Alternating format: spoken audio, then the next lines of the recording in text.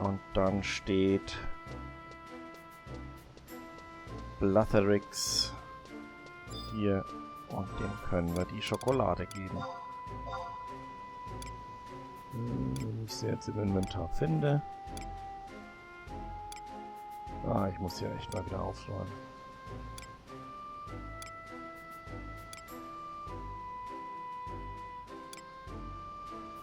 Na?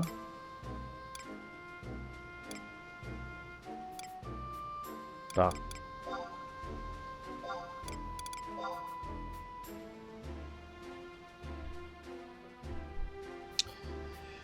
Now you're talking. Well, now I'm talking, to be more accurate. There's an entrance to a mine shaft in the Pasha marshlands. You will need a mine shaft key to open the door.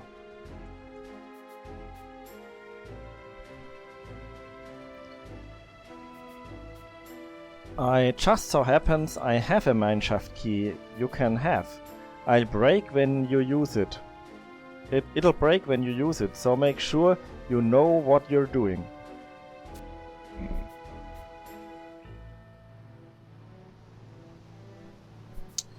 Na gut, dann gehen wir jetzt nach Pasha Marshlands und wir müssen von Grauberg aus reinzonen.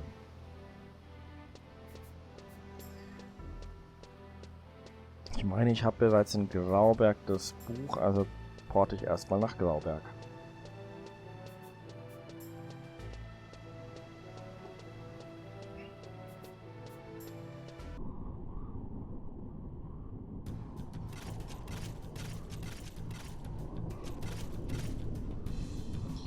Let's split up and find the squad of mineshaft.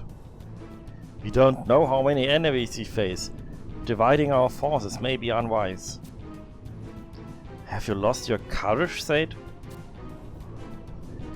You miss my meaning. The squire spoke of a well-planned ambush. I'm suggesting that the Quadav scum may be prepared to deal with a rescue effort. And if they are? We are Mithril musketeers. They could have 100 soldiers lying in wait for all the good it would do them.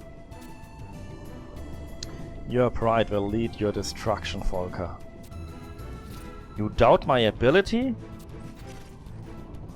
We waste precious time. I will search the far side of the marsh.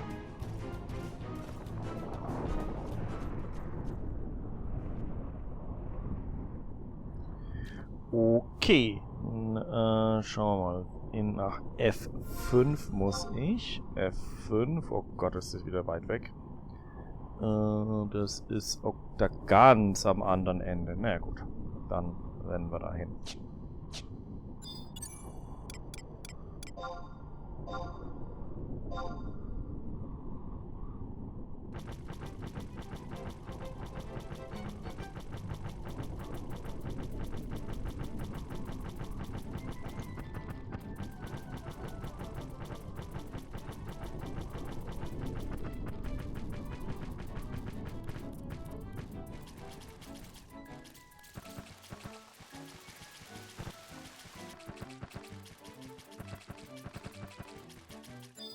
So, ich denke, hier sind wir richtig.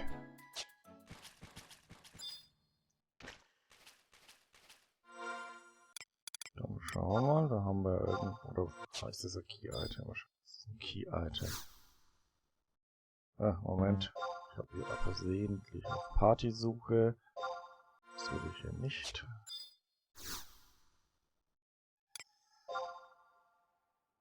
Only party members present when they ever. Genau, okay, yes.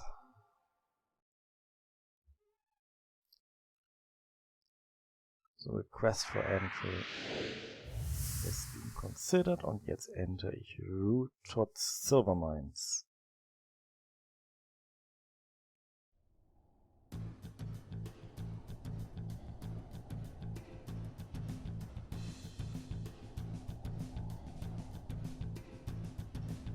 Okay, 30 Minuten habe ich Zeit.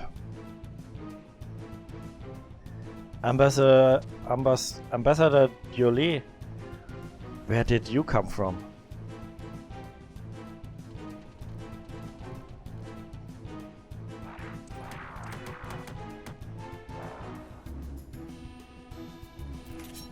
Explanations will have to wait. To arms.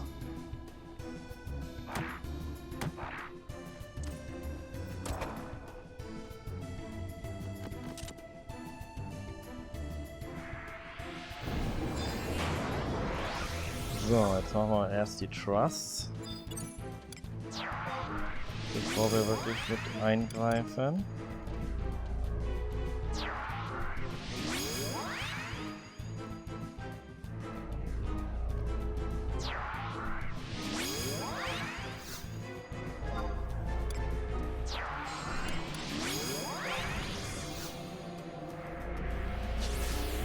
Ja, und ich gehe davon aus, dass wir einfach nur die Quadra hier kloppen müssen.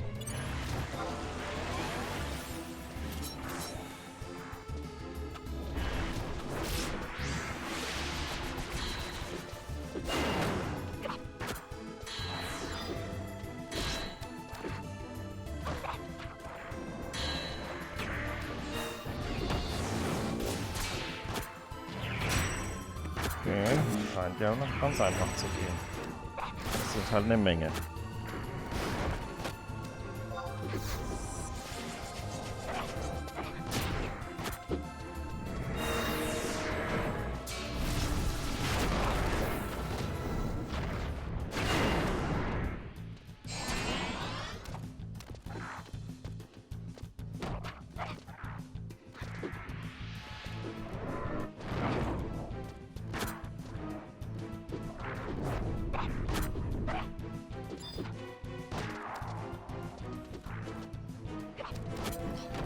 Jo.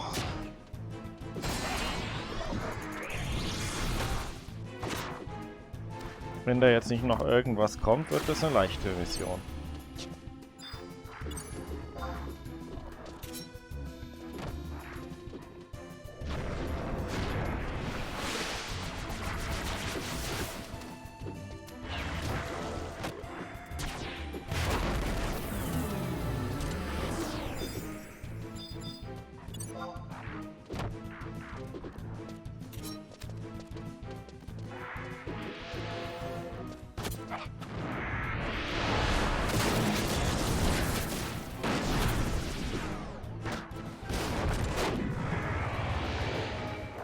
Hä?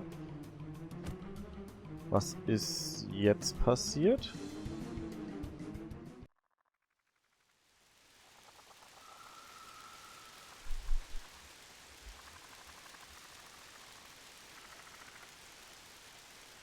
Ist ein NPC verreckt, der nicht hätte verrecken dürfen?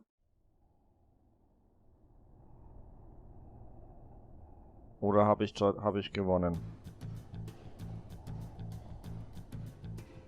Ah. Ne, offensichtlich habe ich erstmal was geschafft. There's no end to these turtlebacks. Maybe I should have listened to Zaid. Ah, okay. Hilfe ist unterwegs, deswegen muss ich nicht alle killen.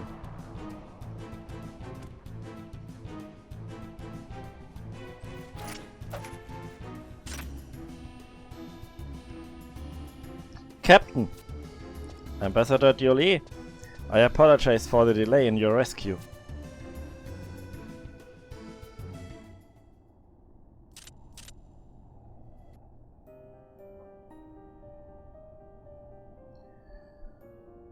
If your fine soldiers had not appeared when you did, I imagine I would currently be enjoying the hospitality of Nida's tortures.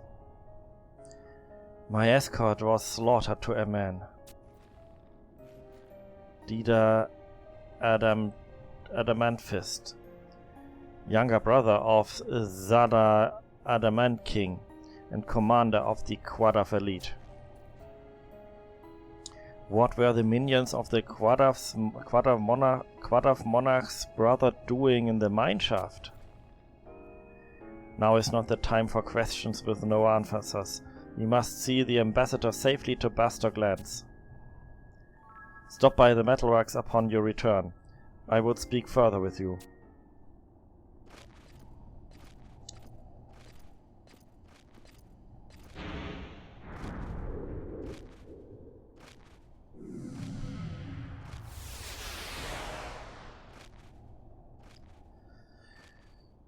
So, he has escaped. A missed opportunity to infiltrate the security of the Republic. No matter. My next plan already approaches fruition. We have the secrets gleaned from Zendorian's own reconnaissance. These fools of Altana have an alliance in name only. So many ways to bring it crumbling down.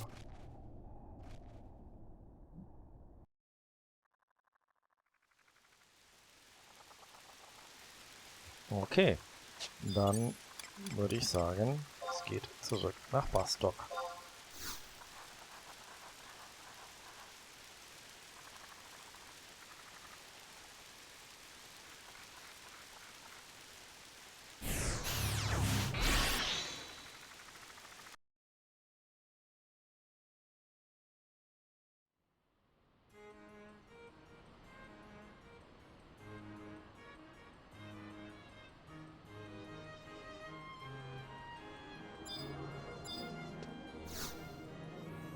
Es ist heutzutage so schön über die ganzen Teleporter-Sprünge. Früher hätte ich da wirklich zurücklaufen müssen. Also wirklich laufen.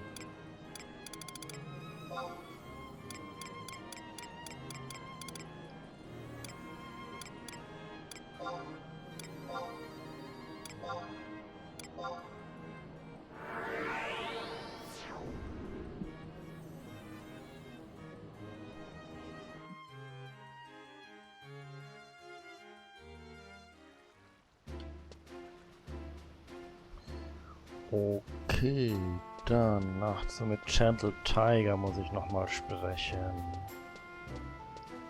Der steht hier. Wo er immer steht.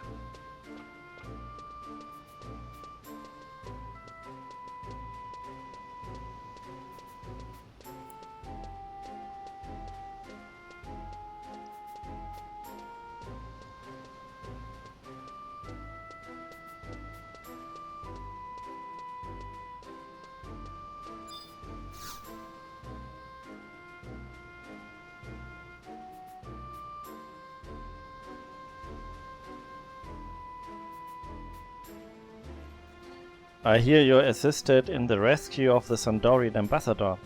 Captain Clara will see you now.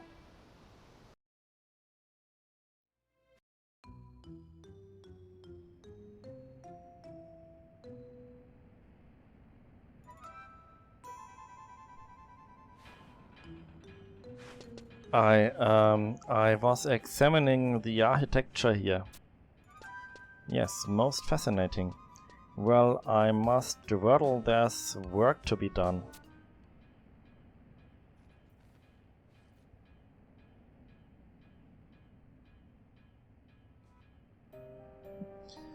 A Tonberry? And similar assassinations have plagued Sandoria in recent months? So Ambassador Diolé tells me. The string of murders in the Elven capital has been attributed to Tonberry agents. The ambassador was kind enough to examine the senator's body for us. It appears the stab wounds were practically identical to the ones suffered by the Sondorian victims. And the Tonberry's targets were all knights that have warned of the true danger posed by the Beastmen army since before the war began, much as President Preen and Senator Werner have attempted to do. It seems we have our culprit then, but there are still two mysteries left to solve. The method of entry and the location of the body.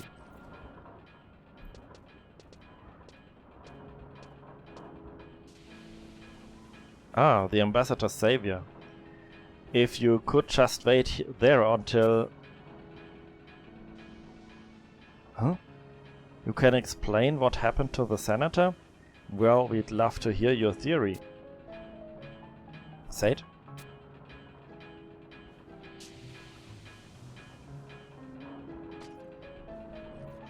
Let's start with the first mystery. How did the assassin enter a locked room? By the ventilation shaft. Ventilation shaft? That's how the Galkan child was able to enter the laboratory undetected. That makes sense. A Tonberry would be small enough to make use of the same route. It appears entering the room was the least of the assassin's concerns.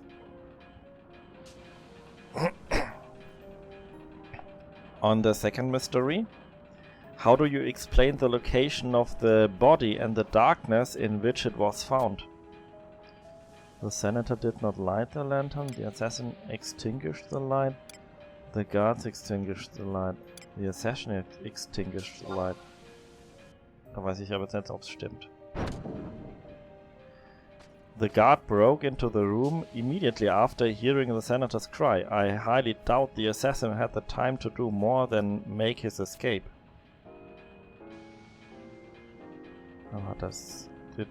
Then the senator did not light the lantern? Huh? You say the senator chose not to light the lantern? Why would he walk around in the dark? He preferred the darkness? What do you mean by that?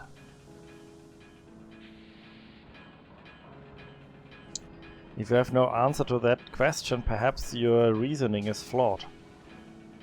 Okay, then he was distracted. What would so consume his attention that he wouldn't light the lantern first? I think I understand. I once read a book of lore that described how a Tonberry would place a lantern on the floor to distract his victim, while the assassin positioned himself for the kill.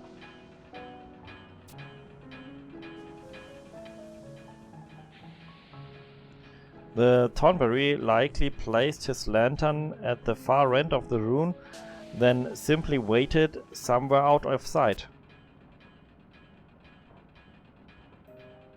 When the senator entered and approached the mysterious light, he was attacked from behind.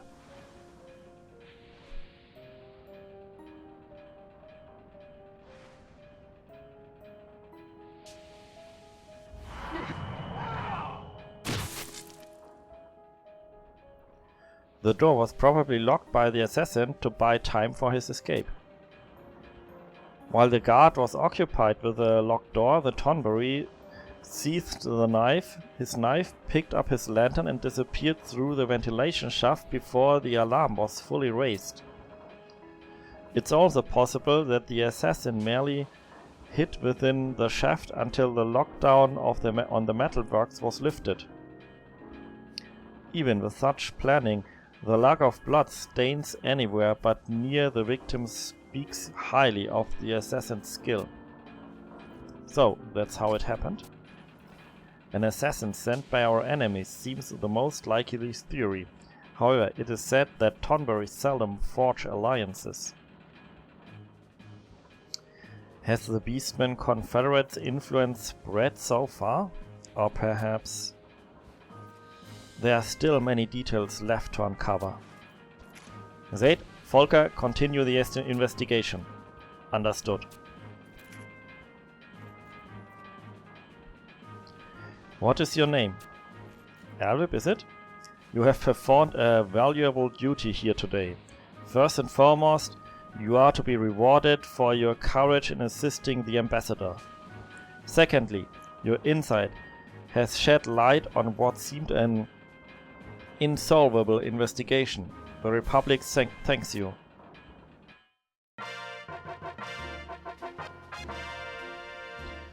Okay. Dann haben wir es schon wieder geschafft für diese Folge. Wir sehen uns beim nächsten Mal. Bis dahin, macht's gut.